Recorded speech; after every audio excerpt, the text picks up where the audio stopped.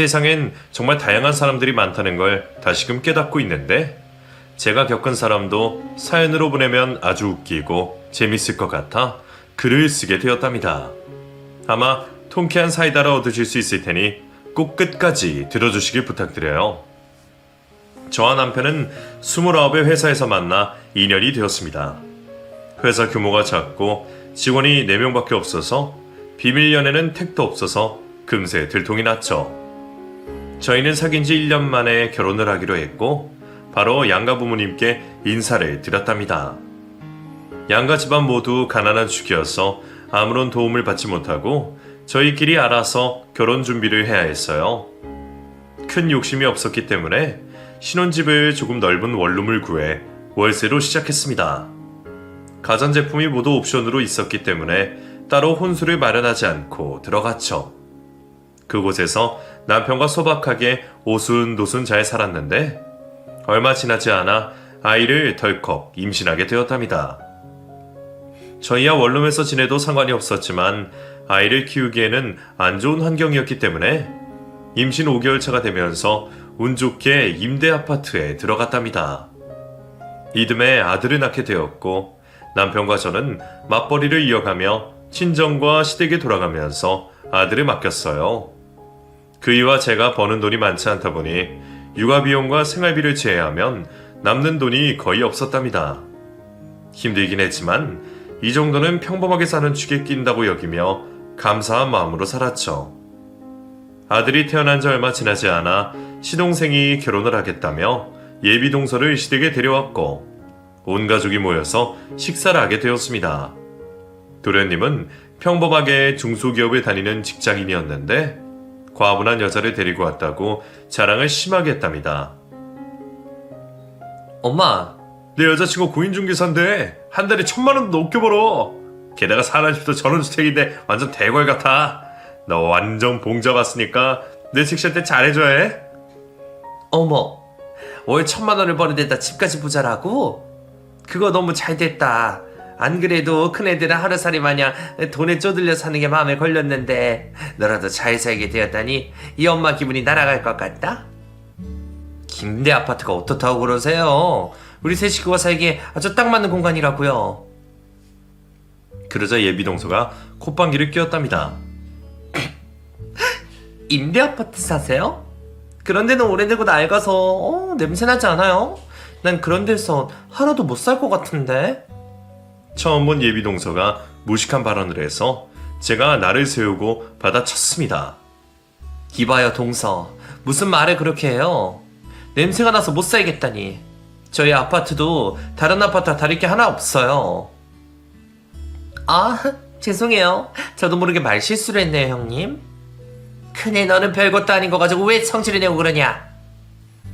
아니, 말에 너무 생각 없이 뺏는 것 같아서 한마디 한 거예요, 어머님. 너 그거 자격지심이다. 괜히 죄 없는 내 새며느리 잡을 생각 말아라. 그리고 예비 동서의 말이 이어졌는데 시동생이 신혼집 마련에 형편이 되지 않아 자기가 고급 아파트를 구했다고 하더군요. 예비 동서는 공인중개사로 돈을 얼마나 잘 벌고 있는지 입에 침이 마르도록 자랑질을 했죠. 이에 시어머니는 며느리 하나 잘 얻어서 시동생을 걱정 없이 장가를 보낼 수 있어 좋아 죽더군요. 우리 새끼 덕에 발 뻗고 살 수 있겠다. 둘째같이 돈에 허덕이며 살면 어쩌나 걱정이 많았는데 말이야. 어머님, 아무런 걱정하지 마세요. 어머님 아들에게 부족한 점은 제가 다 채워줄 거예요. 그게 바로 사랑의 힘이 아니겠습니까? 어쩜 너는 말도 그렇게 예쁘게 잘하니? 정말 고맙다 새아가. 그렇게 시동생과 동서는 한 달 뒤 결혼식을 올리게 되었고 저희 임대 아파트에서 가까운 신축 아파트에 입주했습니다. 솔직히 부러운 마음이 있긴 했지만 잠시뿐이었고 동서에 대한 관심을 끄게 되었어요. 그런데 한 동네에 살다 보니 마주칠 일이 잦았습니다. 동네에 하나 있는 대형마트에 장을 보러 가면 10번 중 7번은 꼭 동서 얼굴을 보게 되었답니다. 형님, 장 보러 오셨나봐요. 그런데 죄다 할인하는 것만 사셨네요? 할인하는 건 다 이유가 있어서 그런 건데. 싸다고 무턱대고 집어서 집에 가면 후회할지도 몰라요. 저처럼 가격은 좀 나가더라도 가치가 있어 보이는 걸 사시는 게 훨씬 좋다고요? 동서, 내 장은 내가 알아서 볼게. 괜한말로 사람 기분 나쁘게 하지 말고 마저 장 보고 돌아가. 또 기분 상하셨어요? 형님은 제가 입만 열면 삐치시더라. 알았어요. 그럼 마저 싸구려 식품 많이 사서 지지고 볶아서 드세요. 동서, 진짜 말 함부로 하지 말랬지. 무시하는 발언 좀 그만해. 자기가 얼마나 잘나는지 모르겠지만 윗사람한테 이런 식으로 말하면 안 되잖아. 형님, 꼰대셨어요? 위아래를 여기서 왜 따져요? 똑같은 며느리일 뿐인데 저한테 기강이라도 잡고 싶으신 거예요? 아, 고리타분하다. 알았어요. 말 조심할 테니 마저 일 보세요. 제 속을 뒤집은 동서는 실컷 장을 보고 마트에서 나갔습니다. 저는 길에서 또 마주치기 싫어서 조금의 시간이 지난 뒤 나갔네요. 그리고 2주에 한 번씩 시댁에서 모여 밥 한 끼를 먹는데 동서의 만행은 더 심해졌습니다. 제가 주방에서 요리를 하며 조수로 쓰려고 불렀더니 자기는 주방에 가면 안 된다고 하더라고요. 부르면 제가 가서 좀 거들어. 가만히 앉아서 텔레비전만 보고 있지 말고. 형님, 저 네일 아트 새로 해서 손에 물 묻히면 안 돼요. 20만원짜리라 조심해야죠? 뭐야? 고작 동서 손에 치정한 것 때문에 가만히 있겠다고? 동서, 당장 일어나지 못해? 그러자 시어머니가 저에게 언성을 높이셨습니다. 야, 20만원짜리 네일이라잖아. 그게 망가지면 얼마나 아깝겠어. 밥이야 너 혼자 해도 충분하잖아. 시임이도 안 하는 시집살이를 네가 시키려는 거냐? 조용히 하고 너 혼자 해. 어머님, 같은 며느리인데 너무 하시는 거 아니에요? 뭐? 같은 며느리? 우리 둘째가 나한테 용돈을 얼마나 많이 주는 줄 아니? 너는 네 아들까지 나한테 맡기면서 푼돈을 주는 걸 잊었느냐? 대충 상황 파악이 됐으면 누가 밥을 차려야 하는지 답이 나오지? 결국 돈이었습니다. 돈으로 해결되지 않는 게 없다는 말이 실감되는 순간이었죠.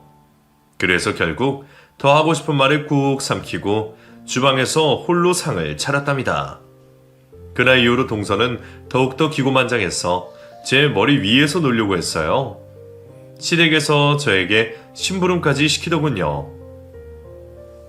형님, 저도 나이가 드나봐요. 머리에 새치가 몇 개 보이는데 쪽집게가 없네요? 나가서 쪽집게랑 면봉도 좀 사다 주시겠어요? 뭐? 지금 나한테 심부름을 시키는 거야? 동서는 손이 없어, 발이 없어.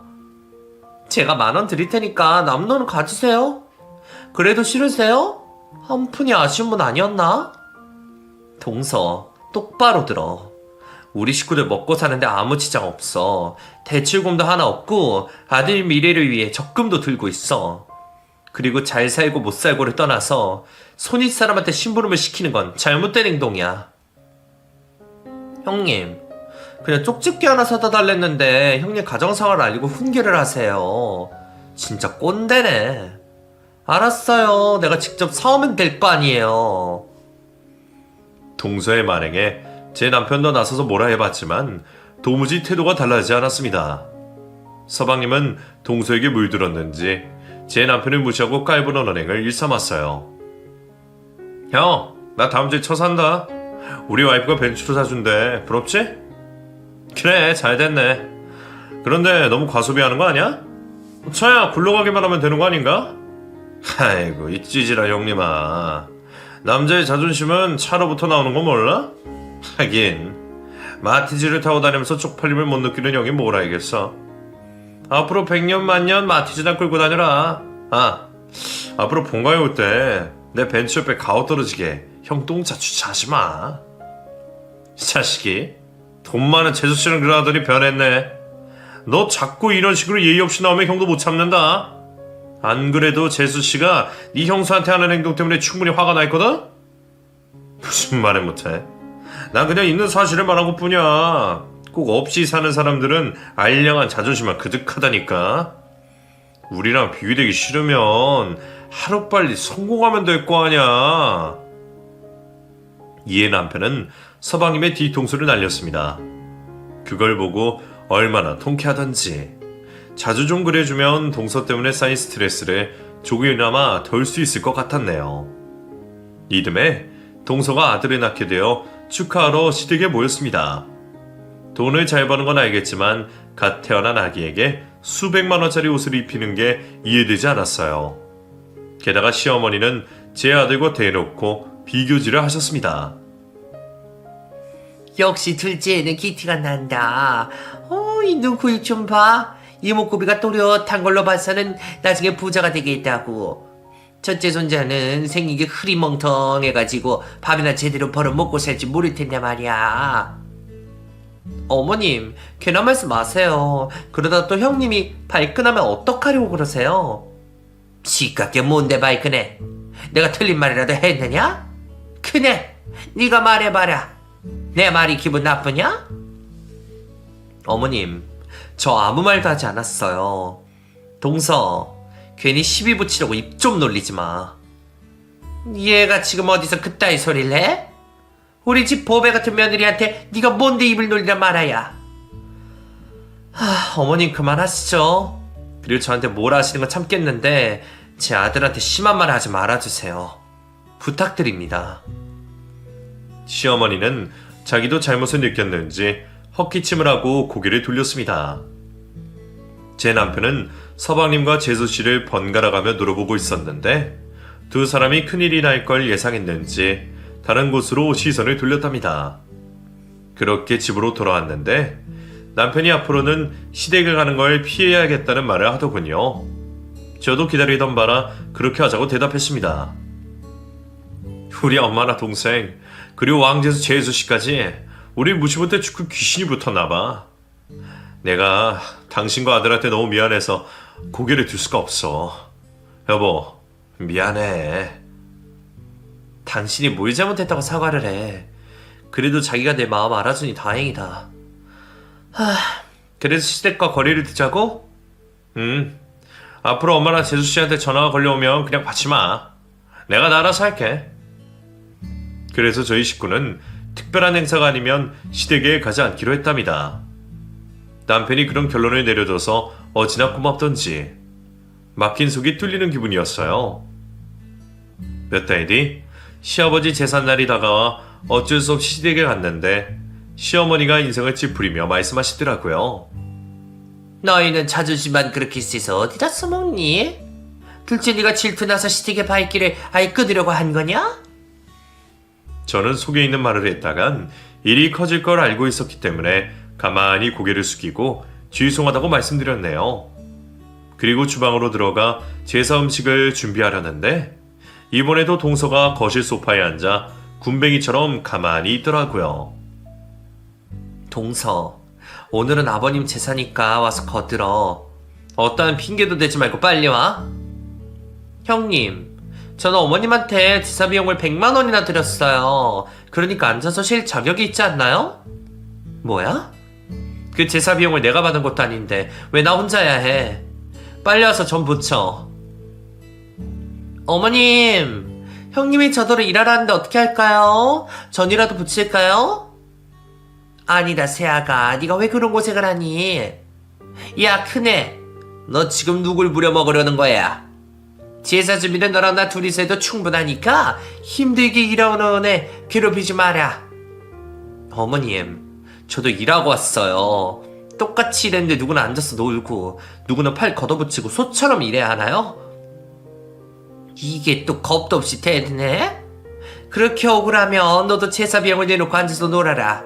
왜? 그럴 돈은 없나 보지? 그럼 그냥 입 다물고 하던 일이나 계속해. 정말이지 시댁에는 대화가 통하는 사람이 한 명도 없었습니다.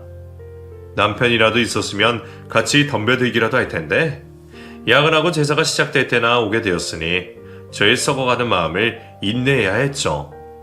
그래서 결국 시아버지의 제사상을 거의 다 저 혼자 차리고 제사를 지냈답니다. 그래도 시댁에 찾아가는 일이 거의 없었으니 그나마 위로가 되었어요. 남편과 저는 맞벌이로 같은 회사에서 계속 일을 했고 아들은 친정엄마의 손에 잘 크고 있었답니다. 그렇게 강산이 한번 바뀔 때까지 저희 가족은 시댁 식구들을 만날 때를 제외하곤 무척이나 행복했습니다. 10살이 된 아들은 축구를 아주 잘해서 손흥민 같은 축구 선수가 꿈이었어요. 아들이 다니는 초등학교에 축구 후보가 있었는데 코치님이 아들의 실력을 한눈에 알아보고 스카웃까지 했답니다. 축구부 활동에 들어가는 돈이 많긴 했지만 아들이 좋아해서 아낌없이 지원해 주었어요. 그런데 동서의 아들도 제 아들과 같은 축구부에 들어갔습니다. 학부모들 사이에 소문을 들어보니 실력이 없는데 매일 코치님을 찾아가 애걸복걸해서 축구부에 넣었다고 하더라고요. 그래서 축구부 학부모님들의 모임이 있으면 어쩔 수 없이 동서의 얼굴을 봐야 했답니다. 그런데 동서가 저를 따로 불러서 한마디 하더라고요. 형님, 학부모들한테는 우리가 동서지간이라는 걸 비밀로 해주셨으면 좋겠어요? 나 역시 그러고 싶었어. 아무한테도 우리 사이를 말하지 않았으니까 걱정하지 마. 어머, 형이 안 본 사이에 눈치가 많이 늘었네요? 안 그래도 임대 아파트 사는 형님과 동서지간이라고 하면 제 체면이 안 설 것 같았는데 알아서 처신해준다니 다행이에요. 뭐야? 임대 아파트 사는 것 때문에 비밀로 하자는 거야? 동서는 어떻게 강산이 변해도 그대로일 수 있지? 진짜 사람은 고쳐 쓰는 게 아니라는 말이 실감된다. 그러는 형님도 여전히 자존심이 그대로네요. 여하튼 우리는 모르는 사이니까 괜히 말 실수하지 마세요. 동서는 자기 할 말을 마치고 학부모들 틈에 끼어 앉았습니다. 그런데 학부모들 사이에 제 아들 이야기가 많이 회자되고 칭찬이 들썩이니까 동서가 배가 아팠는지 헛소리를 짓거리더라고요. 민종이 걔는 축구하는 게 얍삽해 보이던데? 골대 앞에서 골만 주워 먹잖아요. 그 말을 들은 제가 이를 악물고 대답했습니다. 현서 어머님, 제 아들 포지션이 스트라이커잖아요. 골 결정력이 팀에서 제일 우수하니까 그런 거 몰라요? 하긴 현서는 수비수인데 제대로 맡기는커녕 공을 찰지도 모르니 현서 어머님이 축구에 대해 알겠어요? 그러자 학부모들이 깔깔거리며 웃었습니다. 저는 덤빌 테면 덤벼봐라 하며 동서를 노려보았는데 생각도 못한 공격이 들어왔답니다. 임대 아파트 사는 주제에 아들을 축구부로 넣은 민종 어머님, 훈련비나 학속비는 잘 내고 계신가요? 축구도 돈이 있어야 키울 수 있는 거 아시죠? 뭐야? 동서, 여기서도 임대 아파트 소리 해야겠어? 저도 모르게 흥분해서 동서와 저의 관계를 밝히고 말았답니다. 학부모들은 임대 아파트 이야기는 잊어버리고 저와 동서의 관계를 알고 크게 놀랐어요. 다들 동서지간에 왜 이렇게 사이가 좋지 않느냐는 말만 했는데 한 학부모가 동서의 행동거지를 보니 제 마음을 이해하겠다고 편에 들자 모든 학부모들이 제 편을 들어주었습니다. 그러자 동서는 자리를 박차고 나가버렸고 자기 아들을 축구부에서 빼버렸답니다. 그래서 동서와 저는 길거리에서 보든 마트에서 마주치든 아는 척도 하지 않고 지냈어요. 제 마음이 얼마나 편하던지 진작에 이렇게 수모를 던져줄 걸 하고 후회까지 들었네요. 그런데 제 아들이 동서의 아들인 제 조카와 친하게 지냈습니다. 두 아이는 어른들이 어떻게 지내는지 모르고 있었으니 친척관계라는 이유로 학교에서도 놀이터에서도 자주 어울렸답니다. 동서가 몸서리치기 싫고 마음에 들지 않았지만 조카를 미워하는 건 아닌 것 같아 내버려 두었죠. 게다가 아들 녀석이 조카를 저희 집에 데리고 오면 배불리 먹이고 보냈답니다. 그런데 반면 조카를 따라 동서네 집에 놀러갔던 아들이 울면서 집으로 왔어요. 저는 무슨 일이냐고 눈물을 닦아주며 아들에게 물었습니다. 민종아, 무슨 일이야? 누구랑 싸웠어? 아니, 작은 엄마한테 혼났어. 뭐 때문에? 현서랑 무슨 일이 있었던 거야? 아니라니까. 싸운 게 아니라 작은 엄마 집에 놀러 간 것 때문에 혼났어. 엄마, 우리 임대 아파트 사는 거지야? 작은 엄마가 거지 새끼는 자기 집에 오면 안 된다고 했어. 정말이지 동서는 구제불능이었습니다. 이제 10살 된 아들에게 씻을 수 없는 상처를 준 게 너무 괘씸하고 화가 나서 당장 달려나갔어요. 현관 앞에 서서 초인종을 울렸더니 동서가 문을 열고 무슨 일이냐고 묻더군요. 동서, 내 아들한테 뭐라고 했어? 뭐? 임대 아파트 사는 거지 새끼랑 놀면 안 된다고? 그게 애한테 할 소리야? 형님, 목소리 낮춰요. 여긴 부유층이 사는 아파트라 무식하게 떠들면 안 된다고요. 저는 분노를 참지 못하고 동서의 뺨을 세게 갈겼습니다. 지금 뭐 하는 짓이에요? 남의 집에 찾아와 다짜고짜 뺨을 날리는 이유가 뭐예요? 몰라서 물어? 동서가 아무리 나한테 화가 나 있어도 그렇지 애들끼리는 잘 놀게 해줘야 하는 거 아니야? 그런데 임대 아파트니 거지 새끼라냐면서 애한테 상처를 주고 내쫓는 게 말이 돼? 아, 왜 말이 안 돼요? 내가 임대 아파트 사는 사람이 싫어서 그렇다는데 뭐가 그렇게 꼬우신 거예요? 그냥 형님 아들 단속을 잘 시키면 될 것을 여기까지 와서 따지고 손찌검을 하셔야 했어요. 경비 아저씨 부르기 전에 당장 꺼지세요. 저는 동서를 잡아먹을 듯 노려보았지만 이내 포기하고 돌아섰습니다. 똥이 무서워서 피하냐는 말처럼 동서 면상을 보면 구역질이 나고 더러운 기분이었답니다. 그렇게 싸가지 없는 동서에게서 소식 하나가 들려왔어요. 동서 친정의 사업이 제대로 망했다는 희소식이었습니다. 돈 자랑을 그렇게 하던 동서가 그 꼴을 당하니 속이 아주 시원했어요.